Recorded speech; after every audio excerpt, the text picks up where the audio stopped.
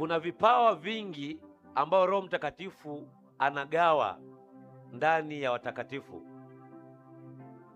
Kuna karama nyingi, kuna huduma nyingi. Moja ya huduma au moja ya uweza Mungu anaweka ndani ya mtu ni uweza au kipawa au huduma inaitwa ya masaidiano.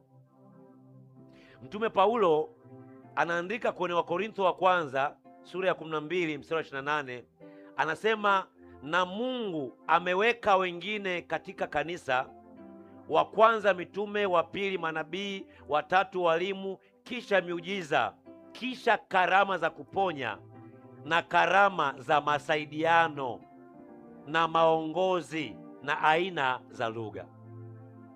Hata uongozi, kuongoza ni kipawa, ni huduma, ni kipawa cha Roho Mtakatifu. Lakini leo tunazungumzia kipawa cha nini? Masaidiano. Kuwa na moyo wa kusaidia watu, yatima, wajane, wasiojiweza. Kuwa na moyo wa kutoa ni tabia ya Mungu, ni uweza. Lazima Mungu amwezeshe mtu ndani yake awe na uwezo wa kufanya kwa ajili ya watu wengine. Bwana Yesu asifiwe sana.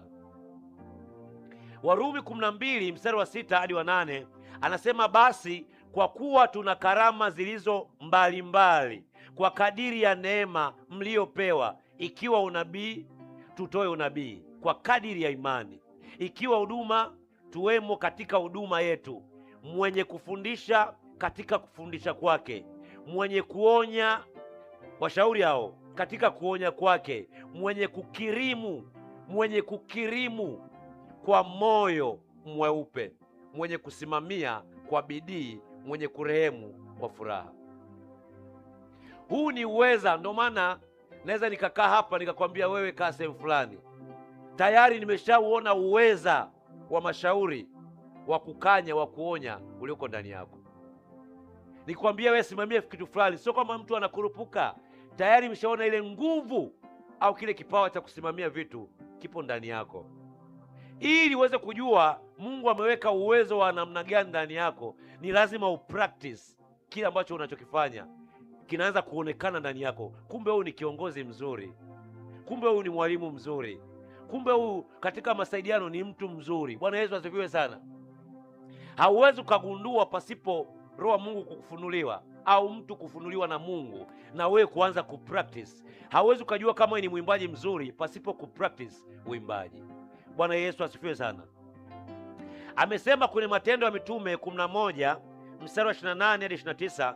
Mstari wa 28 tunamwona kati ya manabii tuna nabii mmoja anaitwa Agabo. Alitabiri kwamba kutakuwa na, kwa uwezo wa Roho Mtakatifu alitabiri kutakuwa na njaa kubwa kule Klaudio.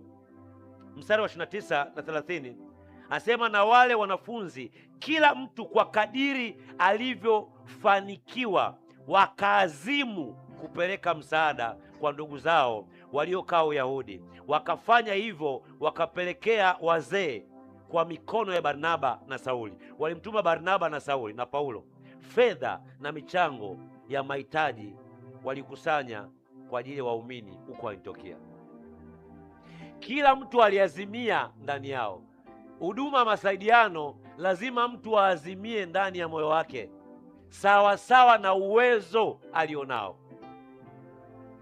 Katika kutoa masaidiano, hatutoe kwa sababu bwana wewe unapaswa kutoa hichi na wewe unapaswa kutoa hichi, kiwango sawa sawa, kwa kadiri mtu anavyoazimia ndani ya moyo wake. Mtu anaweza kusema anaweza kutoa 100,000, mwingine anaweza kutoa 1,000,000. Kuna mtu mmoja anaongea naye hapa jamani.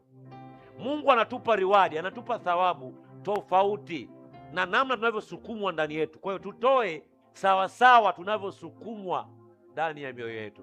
Bwana Yesu asifiwe sana. Anasema kwenye Wakorintho wa pili sura ya 8 mstari wa 1 hadi wa 5, Mtume Paulo anaeleza namna makanisa ya Makedonia, yaani makanisa ya Filipi, makanisa ya Thesalonike, makanisa ya Beroya, lilivyotia michango, lilivyokusanya fedha na mali kwa ajili ya kuwasaidia waumini wa makanisa ya Yerusalemu. Walitoa kwa ukarimu, ingawa na wao walikuwa katika hali au namna ya uhitaji, ila hata kama walikuwa na uhitaji na wao wa fedha na vitu fulani, walitoa kwa ukarimu. Ukiona mtu na jambo lake, kama tunavyoona Alisa hivi ana sendofu wake hapo, unapasa kusukumwa ndani yako. Hata kama amekwambia mchango kiasi fulani, toa zaidi hata ule mchango kulingana na namna ya uwezo ulionao ndani yako. Bwana Yesu asifiwe sana. Kutoa ni mbegu, kutoa ni kipawa. Unapotoa kwa huyu leo, unapanda mbegu njema kesho. Ukifanya jambo la Alice leo, Mungu atawainua watu kufanya jambo lako kesho. Wakati huo una frustration zako, Mungu atawatengeneza watu. Inategemea kipawa chako na namna yako ulivyojitoa kwa yule ambaye yuko mbele yako. Bwana Yesu asifiwe sana. Bwana Yesu asifiwe.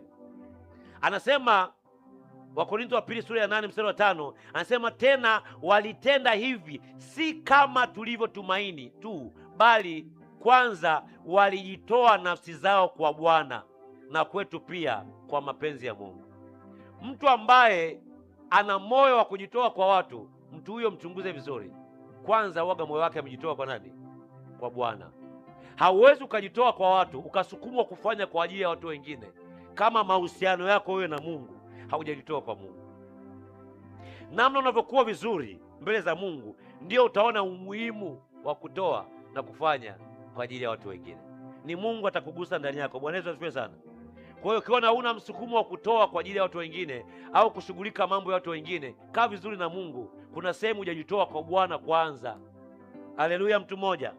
Luka sura ya 14 mstari wa 12 hadi wa 14, anasema akamwambia na yule aliyemwalika, ufanyapo chakula cha mchana au cha jioni, usiwaite rafiki zako tu, wala ndugu zako, wala jamaa zako, wala jirani zako wenye mali. Yaani usiwaite watu ambao wenye fedha wenzako, wao wasije wakakualika wewe ukapata malipo.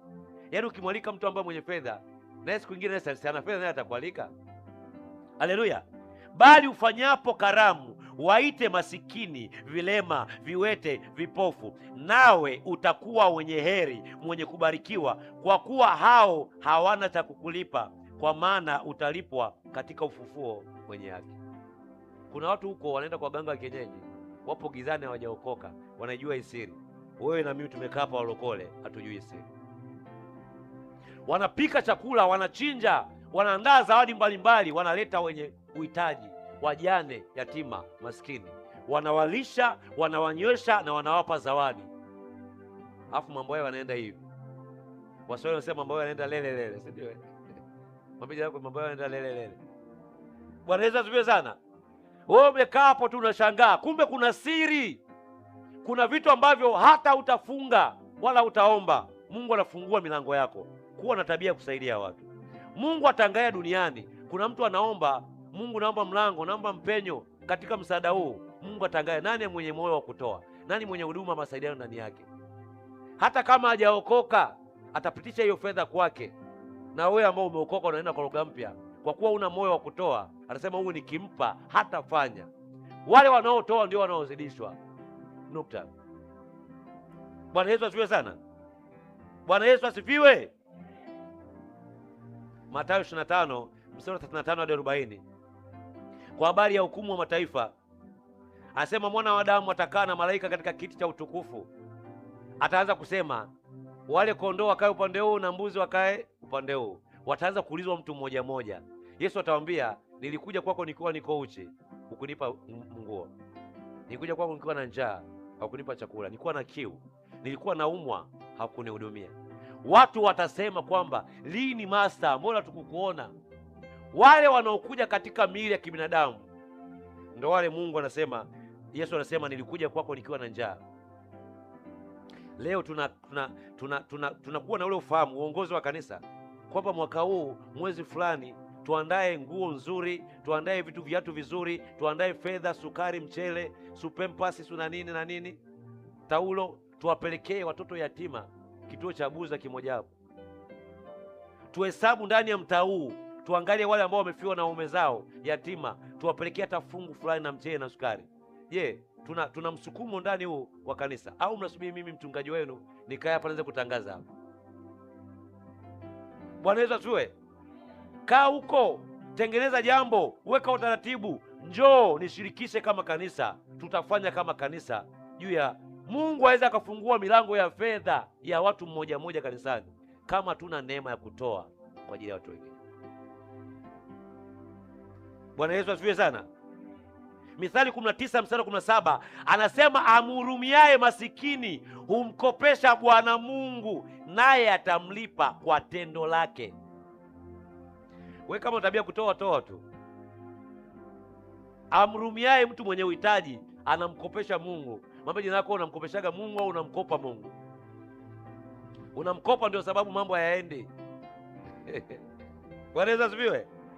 Mithali 22 mstari wa 9 anasema, mwenye jicho la ukarimu atabarikiwa, kwa maana humpa masikini chakula chake. Atabarikiwa. Garantia mtu mwenye jicho la ukarimu kubarikiwa. Yeye sio lazima apige magoti wala afunge. Watafunga wengine.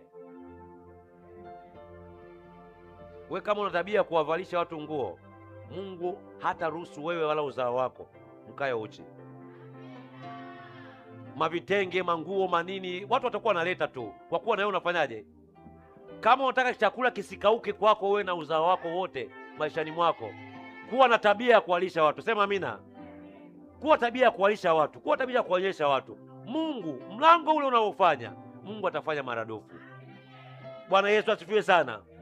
Yohana 13 mstari wa 34 hadi 35 anasema, amri mpya nawapa, mpendane kama vile nilivyowapenda ninyi, nanyi mpendane hivyo hivyo. Hivyo watu wote watambue ya kuwa ninyi mmekuwa wanafunzi wangu, mkiwa na upendo ninyi kwa ninyi. Watu watajuaje kwamba umeokoka? Kama uoneshi